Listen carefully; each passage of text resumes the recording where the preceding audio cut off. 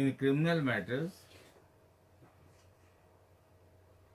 there are two reliefs against the orders passed by lower court. जैसे magistrate के यहाँ cognizance के बाद कोई ट्रायल शुरू होता है और ट्रायल में कन्विक्शन या एक्विटल होता है, तो उस ऑर्डर के खिलाफ हायर कोर्ट्स में दो रिलीफ अवेलेबल होती है, अपील और रिवीजन।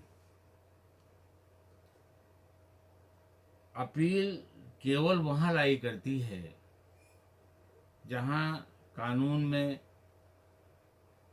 अपील प्रोवाइडेड हो। जैसे सीआरपीसी में कई सेक्शंस हैं जिनमें अपील प्रोवाइडेड है, तो उनकी अपील लाई करती है। और जहाँ अपील प्रोवाइडेड नहीं है और वो ऑर्डर इंटरलोकेटरी ऑर्डर नहीं है, फाइनल ऑर्डर है और अपील भी प्रोवाइडेड नहीं है, तो फिर अपील लाई नहीं करेगी, फिर आपको हायर कोर्ट में रिवीजन करना पड़ेगा। ये बात तो सेक्शन 372 सीआरपीसी में दी हुई है कि अपील वही लाई करती है जहां कानून में अपील प्रोवाइडेड है। अब लोअर कोर्ट में जो ट्रायल चला उसके दो परिणाम हो सकते हैं, या तो एक्विटल होगा या कन्विक्शन होगा। अगर कन्विक्शन होता है तो नेचुरली मुलजिम का कन्विक्शन होता है, प्रोसिक्यूशन का नहीं होता। प्रोसिक्यूशन तो केस लेके आती है और अपना केस प्रूव करती है कोर्ट के सामने, और कोर्ट एविडेंस के आधार पर मुलजिम को, जिन्होंने अपराध किया है, उनको कन्विक्ट करने की घोषणा करती है, उनको कन्विक्ट करती है, उनको सेंटेंस अवॉर्ड करती है। मुलजिम को उसके खिलाफ कम से कम एक अपील करने का अधिकार है। तो लोअर कोर्ट के में ट्रायल हुआ है तो उसकी अपील कोर्ट ऑफ सेशन में भी हो सकती है और हाई कोर्ट में भी हो सकती है। अगर मजिस्ट्रेट फर्स्ट क्लास की कोर्ट से ऑर्डर हुआ है तो उसकी अपील कोर्ट ऑफ सेशन में होगी।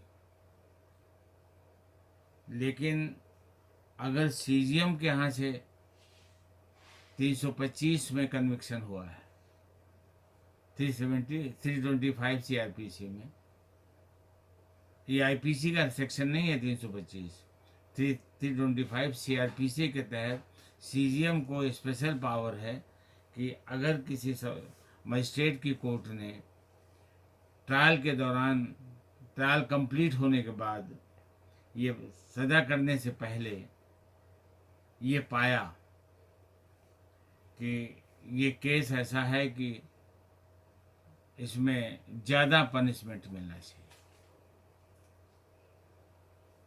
जैसे टेक फॉर एग्जांपल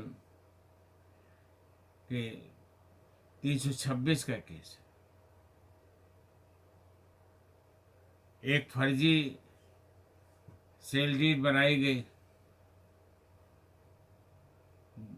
दूसरे व्यक्ति को खड़ा करके किसी और की प्रॉपर्टी को खरीद लिया गया, डॉक्यूमेंट तैयार हो गया, उसमें अंगूठा का निशान भी लग गया, दस्तखत भी हो गए।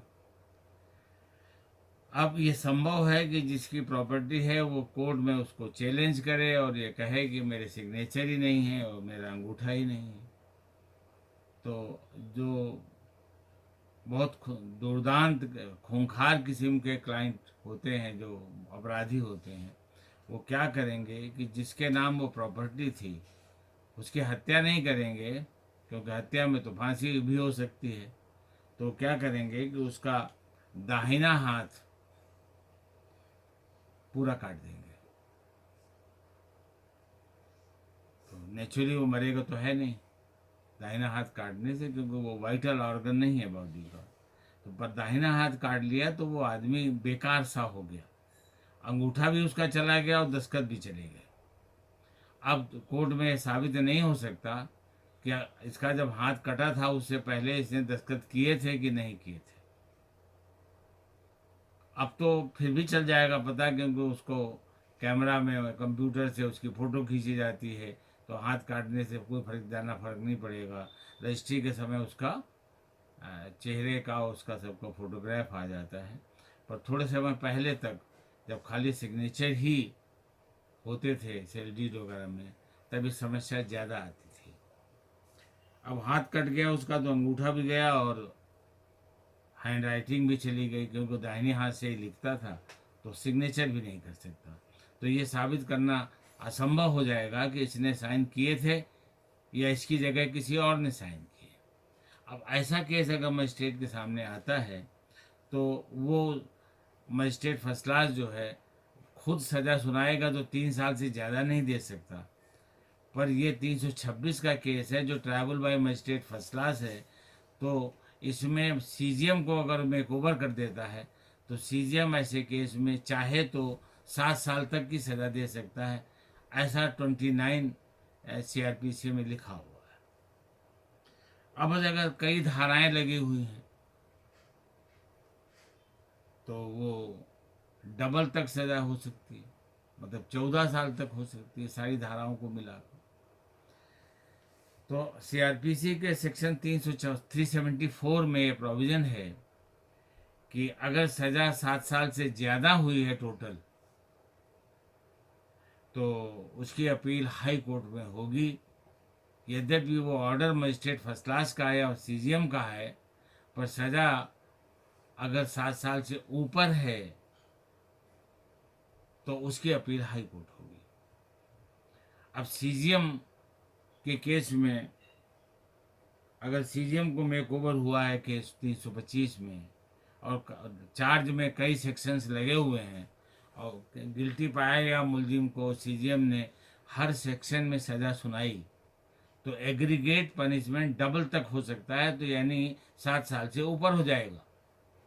तो 31(3) में प्रोविज़न है सीआरपीसी के कि अपील के पर्पज के लिए सभी सज़ाएं जो कॉन्जिक्यूटिव सेंटेंसेज हैं one after the other run करनी है, क्योंकि ये तो कोर्ट का डिस्कशन है कि वो सज़ा को कॉन्करेंट करे कि वो कॉन्जिक्यूटिव करे। अगर उसने कॉन्करेंट नहीं किया तो कॉन्जिक्यूटिव मानी जाएंगी।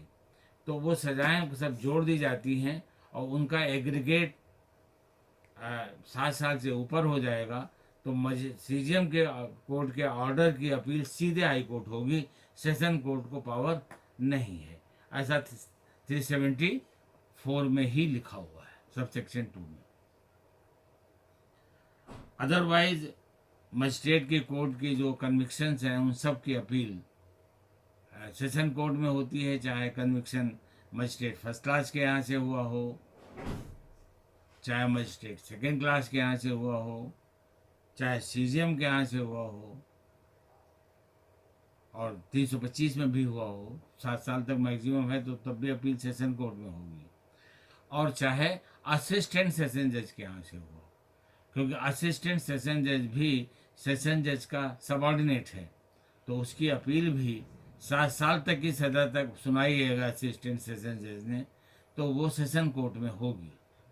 और इससे ऊपर अगर सुनाई है, क्योंकि उसको 10 साल तक की पावर है, तो अगर इससे ऊपर सुनाई है 7 साल से तो फिर हाई कोर्ट अपील जाएगी।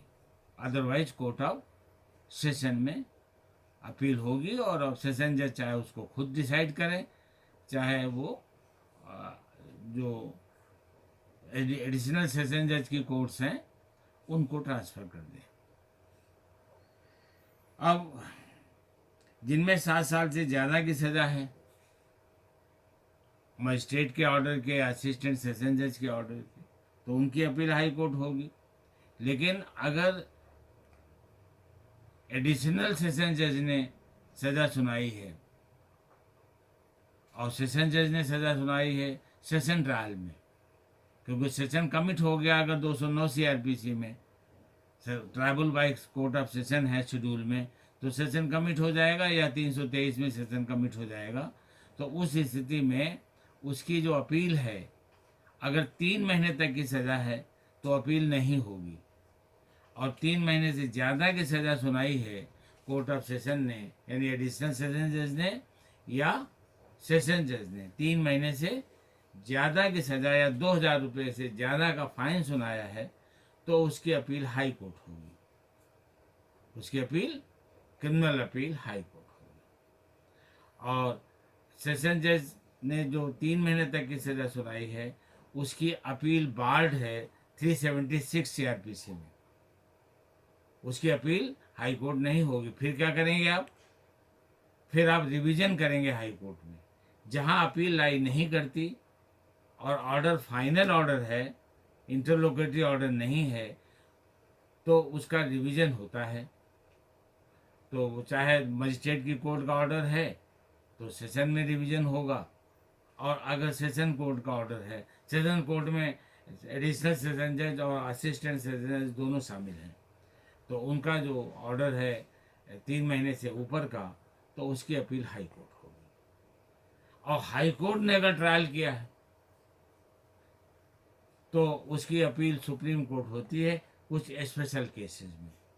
नहीं तो हाई कोर्ट का ऑर्डर 6 महीने तक की सज़ा का अगर है तो 376 की क्लास 1 में ही वो अपील उसकी बार्ड है। तो इसका मतलब ये नहीं है कि सुप्रीम कोर्ट में आप रिवीजन कर दोगे। सुप्रीम कोर्ट में रिवीजन लाई नहीं करता, सुप्रीम कोर्ट में SLP लाई करती है। 136 आर्टिकल 136 जो कॉन्स्टिट्यूशन का है, उसके तहत SLP लाई करती है। तो SLP का जो प्रोविजन है सुप्रीम कोर्ट में, वो किसी भी ऑर्डर के खिलाफ SLP लाई करेगी अगर कोई और रेमेडी अवेलेबल नहीं है। तो अगर कोई रेमेडी अवेलेबल नहीं है तो उसकी अपील लाई करेगी। अब जैसे लोअर कोर्ट के ऑर्डर्स हैं, उनकी रेमेडी हाई कोर्ट या सेशन कोर्ट में अवेलेबल है, तो आप 136 में नहीं जा सकते हो। लेकिन अगर हाई कोर्ट का कोई ऑर्डर है और उसकी रेमेडी नहीं है और दूसरी कोई रेमेडी नहीं है, अपील वगैरह, तो फिर 136 में आपको स्पेशल अपील का प्रोविज़न है, आप उसमें जा सकते हो। तो इस प्रकार से जो अपील का जुरिसडिक्शन है वो हायरार्की में ये है कि मजिस्ट्रेट की कोर्ट की अपील कोर्ट ऑफ सेशन में लाई करती है, कोर्ट ऑफ सेशन की अपील हाई कोर्ट लाई करती है, और हाई कोर्ट की अपील सुप्रीम कोर्ट में लाई करती है अगर CRPC में या कॉन्स्टिट्यूशन में ऐसा प्रोवाइडेड है तो। और अगर नहीं प्रोवाइडेड है तो फिर SLP लाई करती है। 136 में सुप्रीम कोर्ट में पिटीशन फाइल होता है कि मुझे अपील दाखिल करने की परमिशन दी जाए, और अगर सुप्रीम कोर्ट ने परमिशन दे दिया तो अपील सुप्रीम कोर्ट सुन लेगा उसकी। अब जहां अपील लाई करती है और तुमने रिवीजन कर दिया है, तो रिवीजन मेंटेनेबल नहीं होगा, क्योंकि ऐसा 401 सबसेक्शन 4 CRPC में प्रोवाइडेड है कि अपील लाई करती है तो अपील ही करेंगे आप, रिवीजन नहीं करेंगे, और रिवीजन करेंगे तो वो मेंटेनेबल नहीं होगा। लेकिन क्लाइंट को इरेपरेबल लॉस ना हो, कभी वकील की गलती से उसने अपील की जगह रिवीजन कर दिया, रिवीजन खारिज हो गया, अपील का टाइम निकल गया, तो फिर आप रेमेडीलेस हो जाते हैं। तो CRPC में प्रोविज़न है कि अगर जिस कोर्ट में आपने रिवीजन किया है उस कोर्ट को अपील सुनने का भी अधिकार था, अपील होनी चाहिए थी, अपील आपने नहीं किया है और रिवीजन उसी कोर्ट में कर दिया है, तो उस कोर्ट को अधिकार है कि रिवीजन के पिटीशन को अपील में कन्वर्ट कर दे।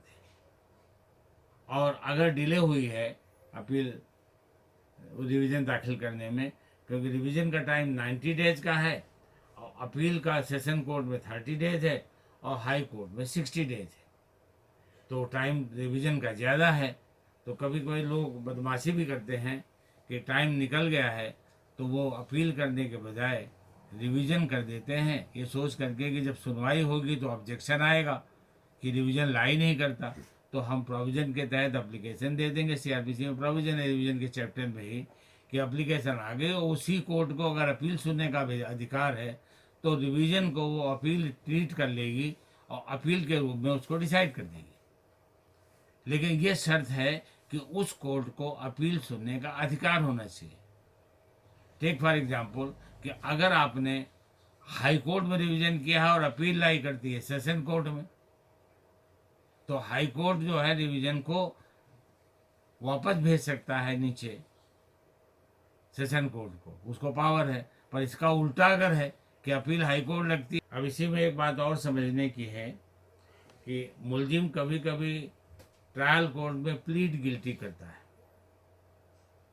अगर फैक्ट्स पर उसने प्लीड गिल्टी कर लिया ट्रायल कोर्ट में, चार्ज लगा और चार्ज लगने के बाद उसने एप्लीकेशन दी कि हम चार्ज स्वीकार करते हैं, एलिगेशन जो हमारे खिलाफ हैं, हम प्लीड गिल्टी करते हैं, तो ट्रायल कोर्ट जो है वो फिर ट्रायल करने के बजाय प्लीड गिल्टी के आधार पर सज़ा सुना देती है।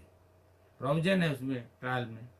तो जब सज़ा सुना देगी तो मेरिट पर फिर उसकी अपील नहीं लाई करती, मेरिट पर अपील लाई नहीं करेगी। फिर अगर क्वांटम ऑफ पनिशमेंट उसने ज़्यादा दिया है, चैलेंज कर दिया है आपने कि पनिशमेंट ज़्यादा दिया है इन्होंने, लीनियंट व्यू नहीं लिया है, तो क्वांटम ऑफ पनिशमेंट के आधार पर आप अपील कर सकते हो हायर कोर्ट में।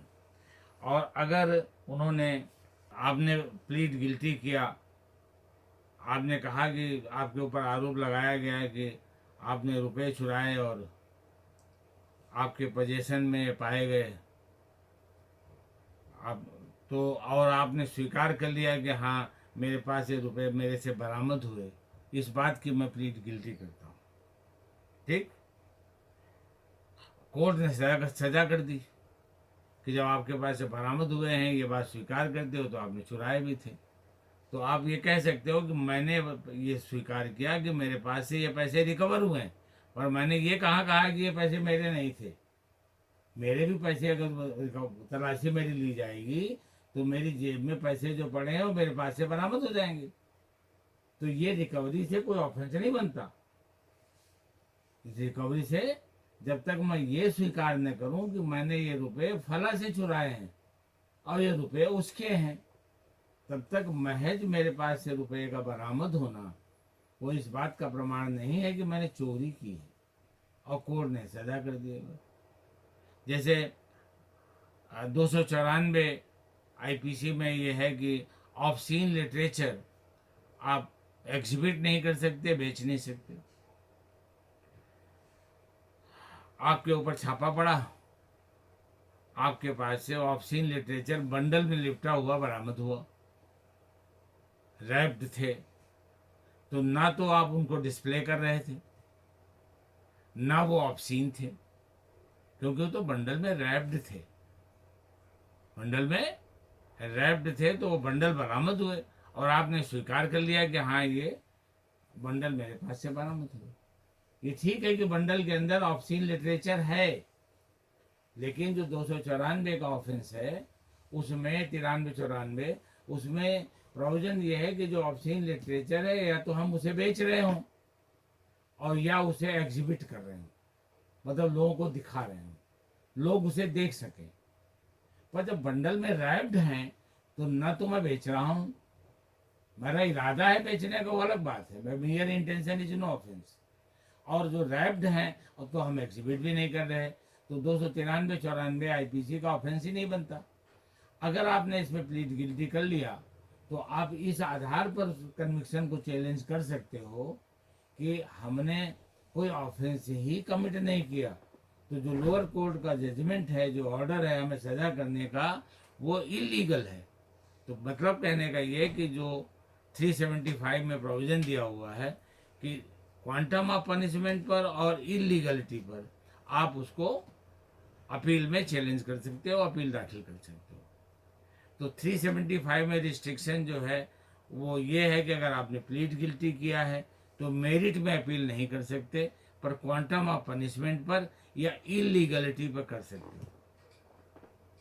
टेक फॉर एग्जाम्पल कि अगर किसी पिता के ऊपर ये आरोप लगाया, उसकी पत्नी ने या किसी और ने, पत्नी ज़्यादा लगाएगी कि वो मेरे घर से, मायके से मेरे बच्चे को उठा करके मिस्टर सो एंड सो भाग गए, और वो बच्चा उन मिस्टर सो एंड सो के पास से बरामद भी हो गया।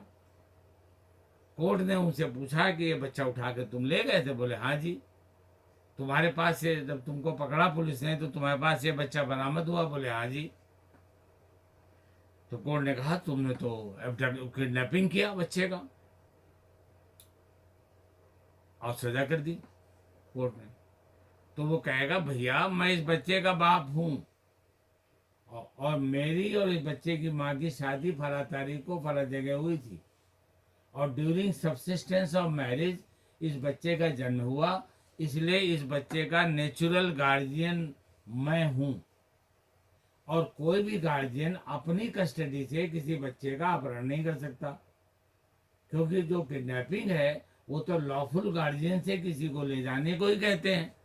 अब ले जाना वाला खुद ही गार्जियन है, तो वो तो कंटिन्यूअसली बच्चा लॉफुल गार्जियनशिप में ही है। मदर गार्जियन है तब जब उसका फादर ना हो, उस समय प्रेजेंट ना हो। अब जब बच्चा फादर की ही गोद में है तो वो तो गार्जियन के पास ही है, तो ये कोई ऑफेंस ही नहीं हुआ, तो उसकी सजा भी रद्द हो जाएगी और कन्विक्शन भी रद्द हो जाएगा। इस प्रकार के केसेज आते हैं जिसमें कन्विक्शन इलीगल है, तो लिहाजा वो सजा जो है खत्म हो जाएगी, कन्विक्शन भी खत्म हो जाएगा, और इसकी अपील कर सकते हो 375 में। अब एक और के उदाहरण लेते हैं कि जैसे टेक फॉर एग्जाम्पल, आपने एक लड़की से शादी करी,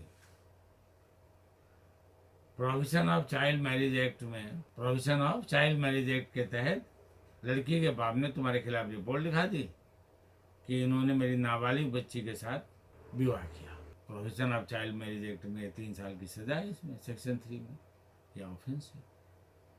तो आपने कहा कि लड़की ने तो बताया था कि मैं बालिग हूँ, 19 साल की हूँ, मन में सोचा आपने। तो हो सकता है कि लड़की पहले किसी और स्कूल में भर्ती कराई गई हो और बाद में वो फेल हो गई हो, वहाँ बाप ने दूसरे स्कूल में भर्ती कराया और वहाँ उसकी उम्र घटा करके कम कर दी, तो बच्ची नाबालिग हो गई सर्टिफिकेट में। पिता ने वही सर्टिफिकेट हाई स्कूल पास का दाखिल कर दिया।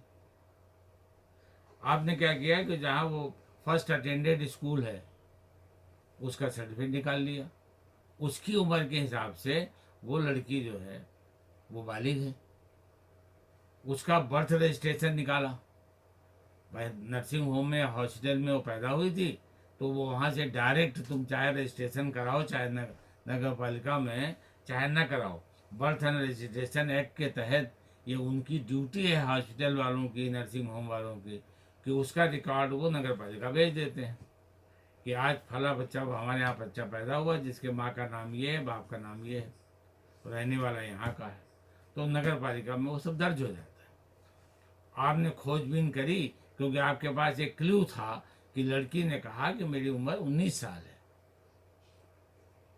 तो आपने खोजा, वो तो मालूम चला कि वो पिताजी ने वहाँ भी हेरा फेरी की हुई है बच्ची के पिता ने, कि वो जो स्कूल में जो दाखिला कराया है उसमें उन्होंने उसका बर्थ रजिस्ट्रेशन का जो डेट है वो न दे करके बाद वाला एफिडेविट दे करके और उन्होंने स्कूल में एडमिशन करा दिया। तो तुमने 2 हेरा फेरी पकड़ ली उनकी और वो दोनों के सर्टिफाइड कॉपी ली और कोर्ट में दाखिल कर दिया अपील में।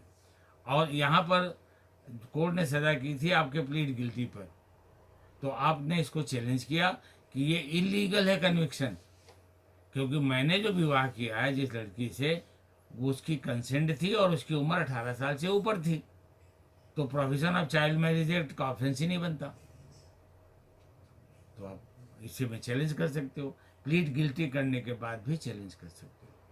तो क्वांटम ऑफ पनिशमेंट और इलीगलिटी के ग्राउंड पर प्लीड गिल्टी के बाद भी अपील लाई करती है हायर कोर्ट में। अब जो 100 रुपये तक का फाइन किया है किसी ने, मजिस्ट्रेट फर्स्ट क्लास ने या मेट्रोपॉलिटन मजिस्ट्रेट ने, सेशन जज ने, 3 महीने तक की सजा या 200 रुपये तक का जुर्माना किया है, तो उसकी अपील लाई नहीं करती। 376 CRPC में ये बात है। तो फिर क्या करेंगे आप? रिवीजन करेंगे उसका हायर कोर्ट में। जहाँ भी रिवीजन लाई करता है, रिवीजन में कॉन्करेंट जुरिस्डिक्शन है हाई कोर्ट को और कोर्ट ऑफ सेशन को। आप चाहो तो मजिस्ट्रेट के ऑर्डर के खिलाफ हाई कोर्ट में कर दो रिवीजन, और चाहे 397 में सेशन जज के यहाँ कर दो, दोनों को पावर है, कॉन्करेंट जुरिस्डिक्शन है। अब मान लो एक ही मुकदमे में कई मुलजिम हैं, एक ने हाई कोर्ट में रिवीजन कर दिया और एक ने कोर्ट ऑफ सेशन में कर दिया।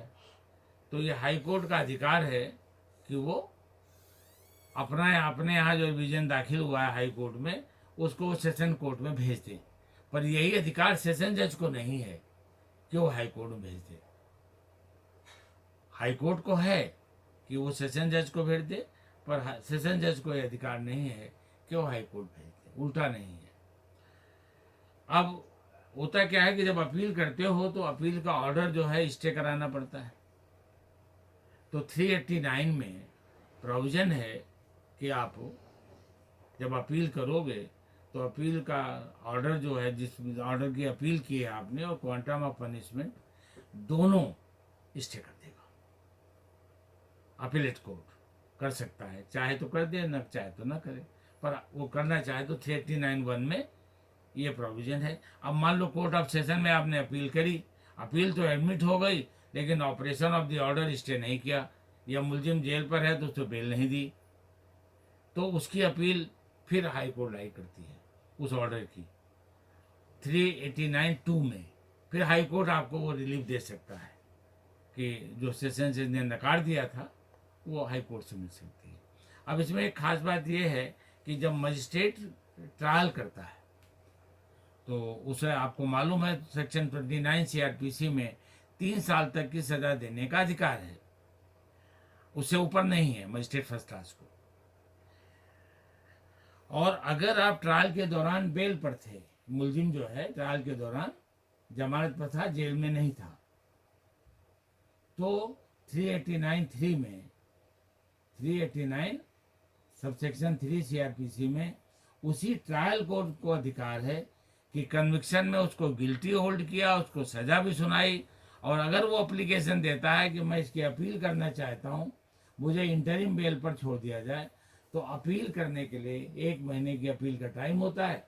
तो 1 महीने के लिए वो बेल पर लोअर कोर्ट वहीं ट्रायल कन्विक्शन डिक्लेयर करने के बाद, सजा सुनाने के बाद तत्काल वो आपको बेल दे देगी, इंटरिम बेल 1 महीने के लिए। पर यहाँ एक नोट करने की बात है कि ट्रायल कोर्ट जब कन्विक्शन करती है तो सेंटेंस भी सुनाती है और फाइन भी सुनाती है। फाइन आपको जमा करना पड़ेगा, क्योंकि इंटरिम बेल जब लोअर कोर्ट देती है तो उसे फाइन को स्टे करने का अधिकार नहीं है। सेंटेंस तो हो जाएगा, इप्सो फैक्टो स्टे हो जाएगा, प्रोविजन दिया हुआ है, वो आप अप्लाई करो चाहे ना करो, जब वो बेल आपको देंगे तो सेंटेंस तत्काल स्टे हो जाएगा अपने आप, बाय ऑपरेशन ऑफ लॉ, आपको जेल नहीं भेजा जाएगा। लेकिन फाइन स्टे नहीं होगा, फाइन आपको जमा करना पड़ेगा। अब अगर उस समय जेब में पैसे नहीं है, मान लो, ये भी हो सकता है कि जब सजा सुनाई गई तो आपके पास जेब में पैसे नहीं है जो फाइन सुनाया, क्योंकि फाइन तो 10,000 तक हो सकता है, लिमिट है उसकी। तो 10,000 कोई आदमी, आम आदमी तो जेब में डाल के घूमता नहीं, तो फिर क्या करेंगे आप? मजिस्ट्रेट जब फाइन अवार्ड करता है तो फाइन स्टे नहीं कर सकता, बेल देगा इंटरिम बेल, तो सेंटेंस तो सस्पेंड हो जाएगा, लेकिन फाइन आपको जमा करना पड़ेगा। अगर आपके पैरोकार नहीं हैं और आपके पास जेब में पैसे भी नहीं हैं तो फाइन आप तो नहीं जमा कर पाओगे।